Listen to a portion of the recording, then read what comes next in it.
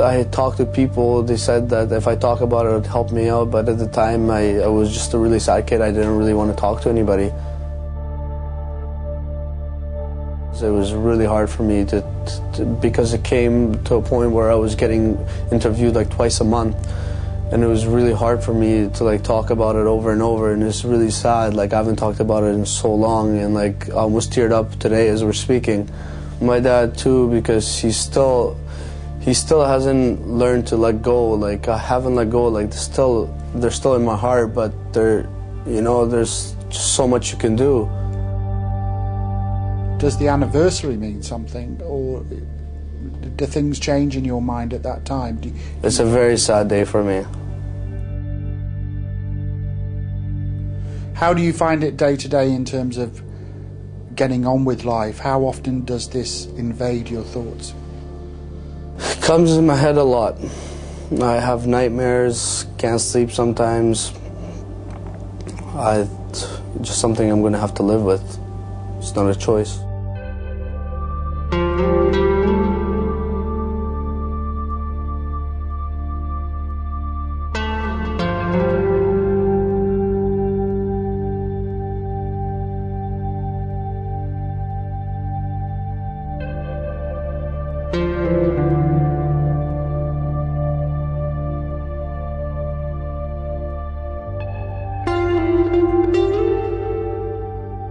We were told that the basement is a safe place in case of any bombings, and at my house, which was a couple houses afterwards, we didn't have a basement, so we would all gather up and go there for shelter and safety.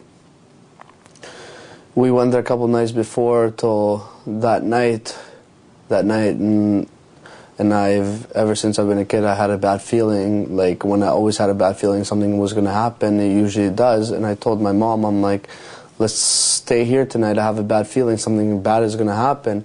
She said, you could stay here if you'd like with your aunt and your grandma and grandpa and uncle, and I'm going to go. And I said, no, I'm not going to leave you by yourself. I'm going to come with you. We went there. They used to give us sleeping pills, so we would go to sleep.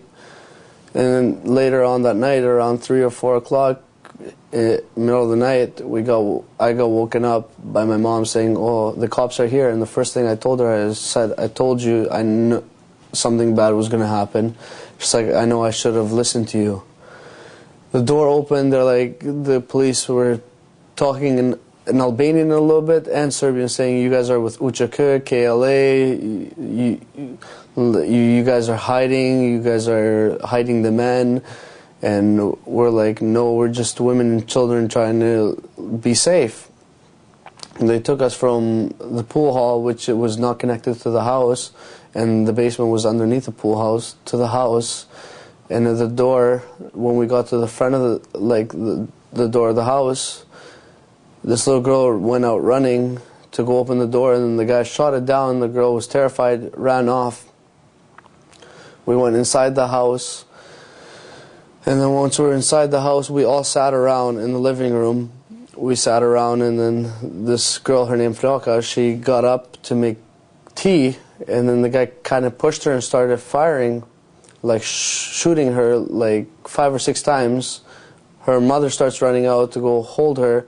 She gets shot, and then he just went off shooting everybody. And then my mother was changing my baby sister's diaper, and she got shot in the back, so she kind of fell on my baby sister. And my baby sister, my mom was a bigger woman, so I tried to save my baby sister. After all of this, I was lying behind a woman that was kind of a bigger woman too. That's the only way I survived. I was kind of laying down, and I felt that I got shot because, not that it hurt, it's just my arm felt really heavy and warm, and I could feel the blood dripping.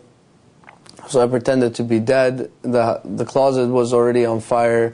The house was smoking up, and in the end, before the cop left, the police officer left. He looked with a flashlight to see if everybody's dead. I kind of moved my head, and as I moved my head, he saw me and he shot, and I swear I felt the bullet go right between my hair, and I just quickly dropped my head, pretended to be dead, and then they kind of left. And from that room, I tried to save my baby sister, and I couldn't because my stronger arm was obviously gone, and I was a small child, and I tried to save her, and I couldn't, and I knew if I would have been there any longer, I would have been gone too. I saw my aunt, she heard some noise, she thought it was the police, so she ran, and then I yelled out her name. She came back, she's like, what happened? I'm like, everybody's dead, I'm shot, and she told me that I just had a bad dream. I'm like, no, I didn't. So she's like, follow me, and we entered through the back, where in the back we had this room, we call it the fire room, where we had firewood. She kind of walked in, like, ahead of me, walking fast, and I fainted, and she came back, she's like, what's wrong with you? I'm like, I'm losing a lot of blood, I'm fainting, like, everybody's dead, what don't you get? She's like, no, it's probably just a sleeping pill. She took me inside, my grandfather lit a candle, and he told me what happened. I told him, he's like, he kind of slapped me and said, like, snap out of it, you just had a bad dream. I'm like, oh yeah, well, look at me, like, take off my jacket. He took off my jacket, and I was soaking in blood. And then he kind of cut my shirt and tied my arm around, and we waited till daylight. Daylight, we saw my dad. And my dad was crying, and then I was like, he's like, I'll go with your aunt and your grandfather and uncle, and I will meet you guys in Albania. And I said, well, can I at least have one last kiss, and in case I don't see you ever again? He came and gave me a kiss. He's like, don't worry, son, you'll see me. 4 days afterwards, we got to the border, and I was very frightened at the border, because I thought, like, it's either I cross and I'm good, or they just start shooting. I don't know what these guys were planning on doing and what they were thinking. As soon as I crossed the border, a gentleman came over, and he carried me in his arms and got me help and was taking care of me from then.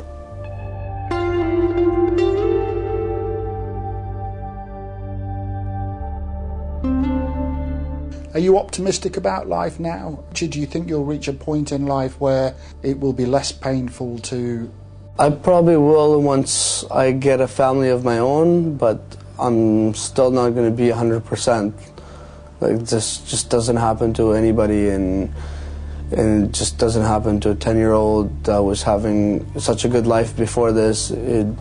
Nothing but happiness with family, friends.